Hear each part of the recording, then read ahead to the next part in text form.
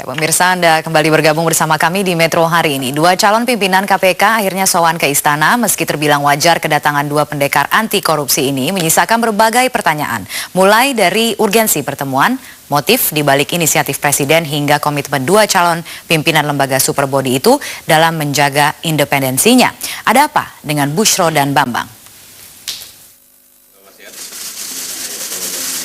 Bambang Wijayanto dan Bushro Mukhodas tiba-tiba melenggang ke kantor Presiden hari Kamis. Kesigapan dua calon pimpinan KPK itu menjawab inisiatif Presiden mengejutkan publik yang telah mempercayakan nasib KPK pada ketegaran Bushro atau Bambang Wijayanto. Bagaimana tidak, pertemuan itu berlangsung saat publik menjaminkan independensi KPK di tangan Bushro Mukhodas dan Bambang Wijayanto, terutama dalam menuntaskan kasus besar seperti skandal Senturi. Namun, dua pendekar itu justru sowan ke istana Presiden. Bushro maupun Bambang Wijayanto memang membantah kecurigaan seputar titipan kepentingan Presiden, tapi tidak menampik adanya pesan yang diformulasikan Bushro hanya sebatas agenda aksi, kearifan dalam bertindak, serta bebas kepentingan. Demikian pula Presiden SBY yang tidak pernah berpikir soal harapan publik yang dicederai akibat kemungkinan bias pertemuan tersebut. Namun Ketua DPR Marzuki Ali mengklaim dua calon pimpinan KPK itu wajib menemui Presiden, karena Presidenlah yang mencalonkan keduanya. Sementara Koordinator ICW Emerson Yunto justru meminta Bambang dan Bushro mengklarifikasi poin pertemuan tersebut. Tentu wajar kalau Presiden ketemu dengan orang yang akan dia calonkan. Masa nggak boleh ketemu? Kan aneh kan? Presiden akan mengusulkan kepada DPR, Presiden sini nggak pernah ketemu orang yang diusulkan. Kan aneh. Ini wajar-wajar saja. Saya kira bukan wajar, wajib. BW dan Bushro harus mengklarifikasi hasil pertemuan tersebut bahwa pertemuan itu tidak dimasukkan untuk intervensi atau mengganggu independensi KPK. Poinnya sih begitu. Pertemuan dua calon pimpinan KPK dengan Presiden merupakan fenomena baru dalam sejarah KPK. Karena sejak lembaga superbody itu terbentuk, belum pernah ada calon pimpinan KPK yang diundang ke istana. Fenomena baru itulah yang menyulut aneka pertanyaan publik. Tim Liputan Metro TV. Ya, dan pemirsa, untuk membahas lebih jauh ada apa sebenarnya di balik pertemuan antara dua calon pimpinan KPK dengan Presiden beberapa hari yang lalu. Saat ini sudah ada 3 narasumber yang bergabung bersama saya di studio. Saya akan perkenalkan satu persatu. Terlebih dahulu di sebelah kanan saya persis adalah anggota tim pengawas Senturi dari fraksi Hanura, Akbar Faisal. Selamat malam, Pak Akbar. Terima kasih telah bergabung bersama kami di Metro hari ini. Kemudian di sini juga ada pengamat politik Ikrar Nusa Bakti. Selamat malam, Pak Ikrar. Terima kasih telah bergabung. Dan juga kemudian ada juga pakar hukum pidana Rudi Satrio. Selamat malam, Pak Rudi. Terima kasih telah bergabung kembali bersama kami di Metro hari ini. Baik, saya akan ke Pak Akbar terlebih dahulu untuk menanyakan, wajar tidak sih sebenarnya pertemuan ini? Tadi dikatakan oleh Ketua DPR, ya apa salahnya sebenarnya pertemuan ini? Nanti kita bahas soal komentarnya Ketua DPR ini. Ini lagi-lagi keliru lagi beliau ini kan. Oke. Tapi ini lagi-lagi keliru lagi ya. Saya butuh beberapa menit tadi pagi untuk melakukan sedikit merenung ya. Apakah benar langkah ini? Calon ketua KPK ke Presiden. Pertanyaan yang mendasar lagi, siapa yang memulainya? Apakah beliau diundang atau beliau yang datang seperti sowan tadi itu? Saya mengenal keduanya. Pak Bambang adalah bagian komunitas kereta saya dari Depok ke Jakarta tiap hari dan punya kredibilitas. Pak Bushro juga, saya kenal beliau. Orang ini saya tidak ragukan. Dan saya yakin dia menonton sekarang. Gitu ya, saya tidak meragukan. Beberapa kali kami bertemu dan saya lihat betul betapa kuat beliau punya komitmen. Tapi menjadi tidak sederhana ketika datang ke Istana Negara. Di tengah kondisi ketidakpastian hukum seperti ini, termasuk kasus korupsi. Dan yang perlu dipertanyakan juga, yang memulai siapa sih sebenarnya? Undangan dari Presiden. Undangan dari Presiden dalam rangka apa? Lawang juga belum pasti kok. ini juga harus perlu diperjelas oleh pemerintah dalam hal ini Presiden. Apakah mau dipakai kedua-duanya? Lah kalau salah satunya saja, yang satunya mau diapain? Apakah akan terjadi Anggito Abimanyu kedua? Ini juga saya mencoba untuk mengikuti alur berpikirnya. Apa sebenarnya yang Anda khawatirkan? Enggak, gini, saya harus mengatakan ini. Saya mencoba mengikuti sebenarnya alur berpikir Presiden. Yang setiap berbicara mengatakan, mari kita menggunakan etika dalam berbagai tindakan kita. Nah, cara berpikir etis inilah sebenarnya yang saya bawa ke ruang ini. Dan kemudian saya tidak menemukan itu. Dan menurut saya tidak ada urgensi pertemuan itu. Dan saya rasa Pak Bushro, Pak Bambang, orang yang kita tahu punya kredibilitas, ya kasihan aja beliau, gitu kan. Seakan-akan kemudian mereka seperti tidak punya ruang untuk menolak undangan dari Presiden? Saya punya jawabannya sebenarnya, tapi Anda tanyakan saja ke Pak Rudi. Baik, kalau nantinya begitu soal saya beralih itu. dulu ke Pak Rudi untuk mempertanyakan menurut Iya. Anda apa urgensi dari pertemuan ini? Apakah wajar atau tidak pertemuan ini bisa terjadi? Oke, kita dari sisi penegakan hukum, terutama hukum pidana. Sebagai seorang calon penegak hukum, maka posisinya adalah posisi yang objektif dan posisi yang netral. Objektif dalam melihat permasalahan dari sisi bukti yang ada, netral dalam posisi kemudian tidak memilih dua pihak yang ada. Ini posisi sebagai seorang penegak hukum. Itu yang pertama. Yang kedua bicara soal, ini undangan atau kasuan. Kalau dalam bentuk suatu undangan, maka kan seharusnya untuk menjaga image sebagai seorang penegak hukum, walaupun calon sekalipun, maka mempunyai hak untuk menolak tentang masalah undangan tersebut. Sebab kalau kemudian dalam posisi kemudian menerima undangannya, maka akan munculkan pertanyaan-pertanyaan masyarakat. Kenapa Anda kemudian mau menerima undangan itu? Tapi Kalau apa kemudian- salahnya sebenarnya pertemuan ini? Ya. Apa yang kemudian Salahnya dikhawatirkan adalah terjadi? kemudian muncul pertanyaan masyarakat. Kenapa harus memenuhi undangan yang ada? Walaupun kemudian presiden sekalipun kan Anda punya hak untuk menolak. Iya. Karena kemudian akan menunjukkan, loh kok kemudian sudah mau menerima undangan, pada kemudian perjalanannya kan masih panjang untuk sebagai seorang pimpinan KPK. Yang kedua, kalau kemudian presiden sebagai sowan, untuk keperluan apa sowan tersebut? Apakah ia harus kemudian menjadi sowan? Jadi kalau sowan bicara soal dia yang berinisiatif untuk datang, yang mengundang suatu hal yang nggak salah. Maka kemudian pertanyaannya adalah, ini undangan atau sowan, suatu hal yang penting untuk kemudian kita ketahui permasalahannya. Oke, Pak Irar melihatnya seperti apa? Ya begini ya, cukup membingungkan apa yang dilakukan oleh Presiden ya. Begini, kalau kita lihat ya, ketika beliau bicara mengenai 8 soal yang dihadapi oleh Republik ini, itu kan yang teratas kalau nggak salah persoalan KPK ya. Tapi kemudian kita tahu pidato Presiden malam menjelang dia ulang tahun itu kan kemudian menuai kritik kan. Jangan banyak pidato lah, lebih baik kerjakan saja penegakan hukum di Republik ini.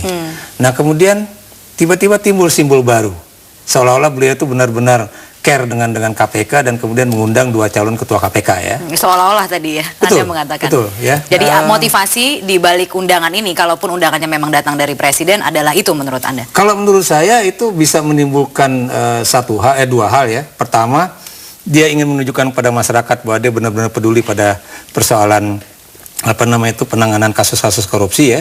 Yang kedua, yang saya takutkan itu adalah ingin menunjukkan karena dia sebagai kepala pemerintahan, itu berarti dia akan menunjukkan bahwa Anda itu subordinat dari saya. Nah, kalau memang itu mereka berdua dianggap sebagai subordinat dari Presiden sebagai kepala negara, itu bisa menjadi suatu hal yang cukup menyulitkan ya kedua orang itu ketika nanti menjalankan tugas-tugasnya sebagai ketua KPK. Karena Anda tahu belakangan ini teman-teman di Dewan ya, termasuk Bung Akbar, itu mengkritik ya bagaimana kelanjutan dari kasus penanganan Bank Senturi itu ya, kalau kemudian KPK yang dulu mengajukan kasus Bank Senturi kepada BPK itu ternyata sekarang menyatakan bahwa tidak ada indikasi kasus korupsi di Bank Senturi itu. Nah ini yang makanya menyebabkan posisi teman berdua itu menjadi sulit kalau nanti menjadi ketua KPK. Apakah kemudian Karena hanya berdasarkan pertemuan ini saja begitu? Artinya kemudian bisa... Itu yang tadi saya katakan, walaupun pertemuan itu mungkin cuma berapa menit, tapi adalah suatu simbol. Dan ini Anda tahu simbol di dalam komunikasi politik ini memang bisa Seperti berarti itu, macam-macam. Pak Akbar, Anda tidak meragukan kredibilitas dari Pak Bushro dan juga Pak Bambang. Ya. Tadi Anda mengatakan Ya. demikian dan seusai pertemuan tersebut pun Pak Bushro mengatakan meyakinkan kepada masyarakat begitu bahwa tidak ada titipan agenda dan lain sebagainya atau pertukaran titipan agenda begitu dalam pertemuan tersebut. Kalau saya bertemu dengan kedua tokoh ini, saya akan bertanya, Anda sadari nggak risikonya? Karena seperti yang dikatakan Pak Profesor tadi bahwa dalam ranah politik itu tidak sederhana ini. Kalau mau melakukan skala prioritas dan kemudian mau ternyata benar-benar mau mendekatkan demokrasi, kenapa yang diundang adalah orang yang belum tentu terpilih? Lawang ada 2 kan, yang dibutuhkan cuma 1. Kenapa bukan anggota KPK yang sekarang? Bagaimana kasus Senturi? Kalau memang harus dipanggil dan dia tidak punya hak untuk memanggil itu. Kalau memang ada ketidakpuasan begitu dari Presiden atas kinerja KPK sejauh ini begitu. Loh enggak dong, ini kan harusnya dilantik dulu memang kalau mau berkomunikasi, bukan panggil loh. Berkomunikasi karena KPK adalah lembaga negara yang sederajat gitu. Nggak bisa memanggil-panggil kayak gitu. Makanya saya dari tadi saya katakan bahwa saya merenung benar. Ini apakah benar ini? Etis enggak langkah ini?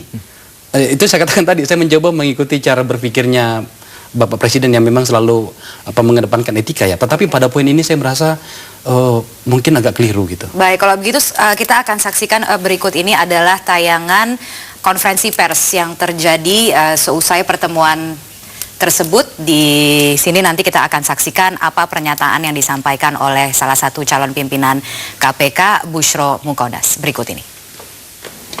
Karena itu tidak ada kaitannya dengan soal titipan-titipan. Dan kami juga tidak merasa dititip-titipkan oleh siapa kepada siapa gitu. Dan bahkan tadi Presiden menyatakan memberikan apresiasi yang tinggi kepada pansel karena pansel itu dibentuk dengan sejumlah orang yang kredibel sehingga hasilnya diapresiasi gitu. Beliau tidak campur tangan sama sekali. Atas dasar itu saya kira tidak cukup tidak perlu khawatir sama sekali ada titipan-titipan dari manapun juga. Jadi saya ingin mengapresiasi apapun yang akan dilakukan DPR karena kami kan nanti akan di fit and proper. Mudah-mudahan dan pasti itu salah satu di antara kami suitable dengan apa yang DPR pikir. Jadi apa yang mesti disiapkan ya kami nggak melakukan persiapan khusus. Kami bekerja saja seperti biasa, memahami terus persoalan-persoalan korupsi supaya kita bisa tahu perkembangan modus operandinya, supaya kita juga bisa punya treatment yang cocok untuk mengcounter itu. Bagaimana supaya modus operandi itu bisa ditangani. Baik, langsung saya akan minta tanggapannya ke Pak Rudi. Tadi diyakinkan sekali lagi tidak ada itu yang namanya titip menitip gitu pada pertemuan itu berlangsung. Pada saat pertemuan itu berlangsung tadi dikatakan oleh Pak Akbar Faisal juga mengatakan bahwa mereka ini statusnya kan masih calon gitu, belum pimpinan. Kalau calon saja sudah bisa dan mau diundang begitu ya. Nah, bagaimana kalau nanti menjadi ketua KPK begitu ya. Tapi artinya apakah memang karena mereka statusnya sekarang masih calon sehingga sebenarnya tidak ada yang perlu dikhawatirkan juga ketika mereka dipanggil ke istana karena belum tentu juga terpilih nantinya begitu kan, masih akan melalui fit and proper test. Pak Rudi melihatnya seperti apa? Kalau saya lihat, apakah posisi sebagai calon ataukah kemudian sudah menjadi pimpinan sekalipun, maka kemudian harus pandai-pandai untuk kemudian memilah atau memilih apakah kemudian akan datang ataukah tidak. Karena tadi Bang Krama mengatakan publik itu menilainya nggak hanya bicara soal statement yang disampaikan oleh Pak Bambang, Pak Bushro, tapi kemudian bisa jadi publik menilai yang lainnya. Nah, daripada kemudian melakukan tanya atas masalah yang kemudian samar-samar itu, ya lebih baik kemudian tidak terjadi. Apa yang paling mungkin dipikirkan oleh publik saat ini? Anda melihatnya seperti ya, apa? bisa jadi seperti Pak Bikram yang sampaikan tadi itu. Loh, kok posisinya sudah kemudian ada atas dan ada bawah, kemudian sampai kemudian memenuhi undangan tersebut. Padahal kan seperti saya sampaikan, faktor terpenting, syarat terpenting sebagai seorang penegak hukum adalah objektif dan netral. Itu harus kemudian benar-benar dipegang atas setiap tindakan yang kemudian dilakukan. Baik, kalau begitu sekarang saya ingin kembali menyoroti apa yang disampaikan oleh Ketua DPR tadi, Marzuki Ali, yang mengatakan kalau yang namanya diundang oleh Presiden ya wajib untuk datang. Pak Ikrar. Begini, ya memang mereka akan dicalonkan atau diajukan oleh Presiden untuk menjadi ketua KPK ya. Walaupun sebenarnya proses itu sudah berjalan di DPR ya. Artinya bahwa mereka juga sudah mulai menimbang-nimbang kira-kira hasil evaluasi dari panitia seleksi ini seperti apa ya. Dan saya juga yakin bahwa DPR juga mungkin sudah tahu kira-kira siapa yang akan mereka pilih gitu kan. Begitu. Tapi lepas dari itu kalau menurut saya lagi-lagi ya, itu interpretasi politiknya bisa macam-macam. Yang ingin saya katakan di sini adalah terlepas dari Pak Bushro mengatakan tidak ada titipan, tidak bahwa kami akan independen, tapi sekali sebelum Anda menjadi ketua KPK Anda bisa diundang oleh Presiden, terlepas dari apakah posisinya sebagai kepala negara atau kepala pemerintahan, itu nanti suatu saat atau lain kali Anda juga akan bisa dipanggil lagi kalau ada misalnya kasus-kasus tertentu yang memang misalnya perlu melakukan negosiasi politik ya. Ini yang kita takut. Ini sama persis ketika misalnya Pak Bibit dan Chandra itu diundang ke istana ketika mereka sedang bermasalah dengan polisi. Dan Anda tahu ketika sekarang KPK ternyata kasus Bank Senturi itu dalam tanda kutip membeli ya, itu kemudian menimbulkan interpretasi, wah jangan-jangan dulu ada satu titipan, ada satu negosiasi politik nih antara Bibit dan Chandra dengan Presiden. Kok akhirnya kok hasil dari penyidikan KPK seperti ini. Terlepas dari KPK mungkin bekerja sudah secara baik dan independen dan udah kredibel dan juga profesional. Tapi lagi-lagi pertemuan-pertemuan politik semacam itu bisa menimbulkan interpretasi yang negatif. Ada penandatanganan fakta integritas yang sebaiknya dilakukan oleh pimpinan KPK yang nanti terpilih. Itu yang akan kita bahas sesaat lagi, tapi kita harus break terlebih dahulu. Pemirsa tetaplah bersama kami.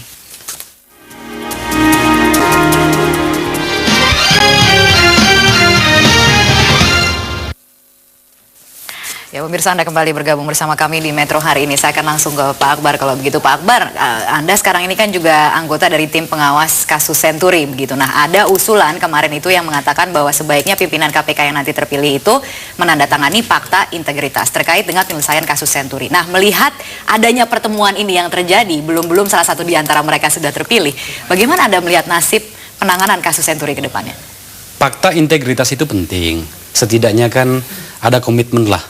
Dulu sebagai anggota DPR itu saya waktu mau dilantik disuruh tanda tangani apalah gitu kan, laporan harta kekayaan ya kan, harta saya yang tidak seberapa itu. Itu kan semacam semacam komitmen untuk diri sendiri.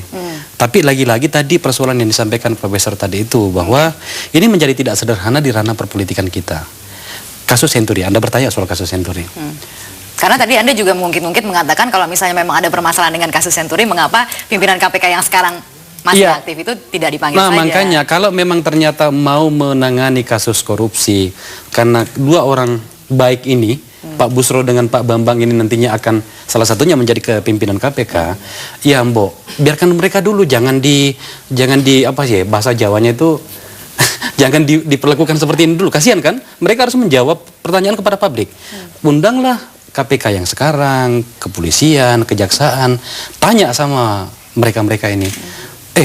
Kenapa sih kalian mengatakan belum menemukan indikasi, menggunakan kata belum menemukan indikasi korupsi di situ, tapi DPR dan BPK kok menemukannya?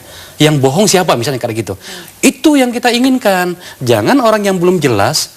Saya membayangkan kalau saya misalnya salah satu di antara mereka dan tidak terpilih nanti sebagai ketua KPK, wah gimana dong?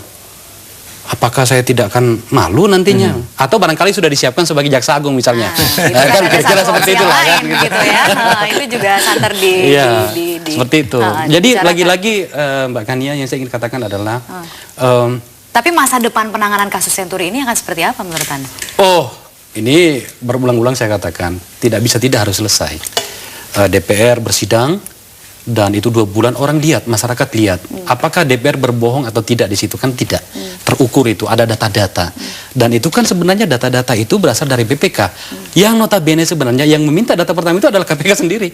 Masa mereka yang meminta pertama tolong dong lakukan audit investigasi gitu, tapi kemudian ternyata tidak menemukan di situ ya yang benar aja gitu, seakan-akan mempermainkan publik ya, mempermainkan emosi publik. Belum menemukan bukti katanya KPK. Belum menemukan bukti dan kita pengen tahu sampai kapan. Ya kan? Dan harapannya sangat besar sekali bahwa pimpinan KPK yang terpilih ini nanti akan mampu menyelesaikannya. Itu tugas utama. Mohon maaf kepada Pak Busro atau Pak Bambang, siapapun di antara Anda nanti terpilih, itu tugas utamanya. Kasus ini sudah terlalu besar untuk ditutupin, nggak bisa. Nggak bisa. Apakah itu kemudian tantangan tugas utama seperti tadi yang disampaikan oleh Pak Akbar gitu, bahwa KPK kedepannya tugas utamanya ini adalah untuk menyelesaikan kasus Senturi. Nah, artinya dengan adanya pertemuan ini, apakah ada kaitannya sama sekali begitu dengan pertemuan calon pimpinan KPK dengan Presiden dengan penyelesaian kasus Senturi? Anda melihatnya seperti apa? Kalau saya lihat, semua kasus harus kemudian diselesaikan oleh pihak KPK. Nggak harus kemudian kasusnya Senturi atau kemudian kasusnya kasus pajak yang lainnya. Tapi tadi Pak Akbar mengatakan ini tugas utama. Nggak harus itu. Nggak harus itu. Pokoknya kemudian kuat dalam hal buktinya, harus kemudian selesai oleh KPK, lanjut sampai ke pengadilan. Oke. Jadi di sini bicara soal kekuatan pembuktian yang utama dibandingkan dengan persoalan-persoalan dorongan-dorongan politik yang ada. Kalau kemudian katakan sebagai Senturi tadi sudah kemudian kuat buktinya, ya kenapa tidak? Kalau kasus yang lain sudah kuat buktinya, ya kenapa menjadi tidak? Jadi nggak harus ada yang masalah intervensi sesuai persoalan ini demi kepentingan penegakan hukum yang ada. Intervensi, pertemuan ini termasuk intervensi, bentuk intervensi atau tidak? Nah itu kemudian katakan tadi itu bahwasanya kalau kemudian sudah memenuhi undangan yang ada, pada kemudian Anda mempunyai hak untuk kemudian menolak, kenapa nggak ditolak? Jangan sampai kemudian terjadi muncul pertanyaan-pertanyaan masyarakat yang ada apa masa pertemuan yang ada, daripada kemudian memunculkan pertanyaan, tentunya lebih baik kan tidak usah aja terjadi. Lalu ketika kemudian ini sudah terjadi gitu pertemuan ini, lantas bagaimana? Masyarakat bisa menilai, loh ternyata kemudian banyak masalah-masalah yang muncul dari hasil pertemuan tersebut. Ntar dulu, ini Pak Rudi kok kelihatannya nggak terlalu tajam gitu ya. Saya ingin, mohon maaf Prof, Dari tadi itu ada perdebatan kita begini, dan itu yang saya hindari. Saya merenung tadi, tapi ternyata akhirnya menemukan jawabannya seperti ini. Karena saya seorang politisi dan kebetulan juga masyarakat kampus, akhirnya arahnya begini. Kayaknya mengirim sinyal ini Presiden ini. Sinyal seperti apa ini? Ya, kamu belum terpilih saja, saya sudah bisa panggil gitu kan. Ya tahu diri aja nantinya gitu, kira-kira seperti itu. Jadi semacam test case begitu? Test case gitu kan, dan ini tidak bagus. Mudah-mudahan saya keliru. Tampaknya sudah pendapat begitu dengan Pak Akbar. Itu yang semacam test case juga. kondisinya gitu. Sehingga kemudian bahasa politiknya tadi itu seperti disampaikan oleh Pak Bikram tadi mengatakan ya ada atasan dan ada bawahan, sehingga kemudian mudah untuk memanggilnya. Tapi mungkin saja mereka tidak menyadari apa yang mereka lakukan. Nah Pak itu Iqbal. kita khawatirnya Ini repotnya ya, kedua beliau itu orang Jawa ya. Jadi Anda tahu kan orang Jawa itu kalau dipanggil oleh kepala negara ya, itu kan merasa sebagai suatu penghormatan ya, atau kehormatan juga buat mereka berdua. Tapi itulah yang kemudian menyebabkan adanya suatu kelalaian politik ya, di mana mereka tidak menyadari bahwa posisi sebagai calon ketua KPK yang diharapkan akan independen, yang akan berani juga misalnya menentang intervensi, ternyata bisa diundang ke istana. Itu yang kemudian menjadikan interpretasinya menjadi negatif ya. Dan yang kita juga takutkan ya, terus terang ya, penegakan hukum di Republik ini agak aneh ya. Maksud saya begini, hampir-hampir tidak ada orang yang kemudian begitu dekat dengan istana itu kemudian diadili ketika dia sedang berkuasa. Ya, saya beri contoh misalnya, kayak sekarang ini kan kasus teman-teman Bung Akbar yang 26 atau 28 itu ya, kasus Miranda Gultom kan baru sekarang. Ya, padahal Miranda waktu dia masih menjadi deputi senior Gubernur Bank Indonesia kelihatannya aman-aman aja kan. Kasus Bakhtiar Hamzah, kasus Yusril Iza Mahendra. Nah yang kita takutkan nanti jangan-jangan, maaf kata ya, kalau ternyata kasus Senturi nanti diajukan kembali, jangan-jangan salah satu mantan presiden bisa diajukan sebagai calon yang akan dipanggil oleh KPK. Dan ini menjadi suatu hal yang menurut saya. Dan kalau kemudian sekarang diundang presiden mau datang, apakah mungkin mereka berani begitu untuk saat ini mungkin tidak ya. Artinya bahwa pesannya itu adalah bahwa when you are in power ya, atau when I am in power, misalnya jangan ganggu saya. Tapi kalau misalnya nanti saya udah nggak menjadi penguasa lagi, bukan mustahil itu bisa diajukan oleh KPK yang akan datang. Kalau memang KPK yang akan datang berani untuk misalnya melanjutkan hasil kerja KPK. Ini masalah keberanian begitu, Anda melihatnya seperti kalau itu? Menurut saya ya menurut saya. Jadi bukti-buktinya sebenarnya tidak sudah mencukupi, walaupun mereka mengatakan belum ada cukup bukti begitu. Iya, terlepas dari Pak lanjut. Busro dan Bambang ya, yang saya kenal baik juga ya. Saya kenal Bambang sejak tahun 87 di Jayapura ya. Saya tahu dia orangnya berani ya. Tapi kalau kemudian dia berada dalam suatu iklim di mana nuansa budaya Jawanya kuat ya, ini yang kemudian menyebabkan satu situasi yang tidak mengenakan buat dia kalau misalnya nanti menjadi terpilih sebagai ketua KPK. Ini menjadi suatu hal yang cukup menyulitkan. Tapi ngomong-ngomong soal test case tadi, berarti artinya kemudian mereka lolos atau tidak nih test case-nya? Kalau sudah diusulkan oleh pansel ya, kemudian ke DPR nantinya ya, ke teman-teman di Komisi 3 nantinya, berarti kan ada salah satunya, kecuali ada hal yang sangat-sangat krusial untuk kemudian membatalkan semuanya gitu ya. Sekali lagi saya katakan, saya dua orang ini saya respect lah ya. Saya kenal secara pribadi mereka, tetapi itu tadi sayangnya gitu. Jadi kayaknya kita sepakati ya Pak Profesor ini para senior saya Semuanya sebenarnya bahwa sepakat gitu di sini. ini mungkin mereka pertemuan tidak yang bisa sadari, ya? tidak sadari dan kemudian agak ekstrim kalau saya katakan, kemudian istana memanfaatkannya gitu ya. Dan Tapi tidak mungkin istana tidak menyadari ini. Mungkin Tidak saja mungkin ketika istana. nanti mereka terpilih, mereka akan lebih sadar begitu bahwa yang namanya independensi itu Ternyata- harus terjaga, harus dijaga begitu dengan cara memisahkan diri lah begitu dari Lawang begini saja sudah seperti ini ya gimana mau independen gitu kan? Jadi saya ingin mengatakan gini ya, bahwa saya rasa ini KPK sudah cukup babak belur di publik gitu ya. Ada banyak utang yang harus diselesaikan. Bang Senturi, sekali lagi saya tetap menagih, tim WAS nanti akan bekerja, kita akan melakukan uji silang. Bagaimana sih cara Anda mencari pembuktian dari Senturi ini sampai Anda mengatakan, oh tidak kita temukan, dan kita akan tunjukkan bahwa ini cara kita dan kemudian kita temukan. Nah kita lihatlah nantinya, biarkan publik melihatnya. Ini ke depan ini tim WAS akan melakukan itu. Nah saya berharap sih sebenarnya semua pihak, baik KPK-nya sendiri yang ada di dalam, kemudian pemerintah, dalam ini kekuasaan, dan tentu saja DPR. Ini menjadi betul-betul menjaga itu. Ada satu hal yang harus saya sampaikan untuk mengomentari Pak Rudi tadi, bahwa ini tidak mudah, Prof. Memang namanya hukum sama saja di hadapan pelanggaran sama saja semuanya gitu. Tapi untuk kasus Senturi ini ada magnitude-nya itu besar sekali ya. Dan DPR itu adalah rakyat. Ini kita bicara konstitusi lagi. DPR itu meminta bahwa ini kasus ini harus diselesaikan. Ada pelanggaran di situ. Rakyat meminta. Lawang kalau sudah rakyat yang punya negeri ini meminta, masa siapa lagi yang harus menolak kan kita?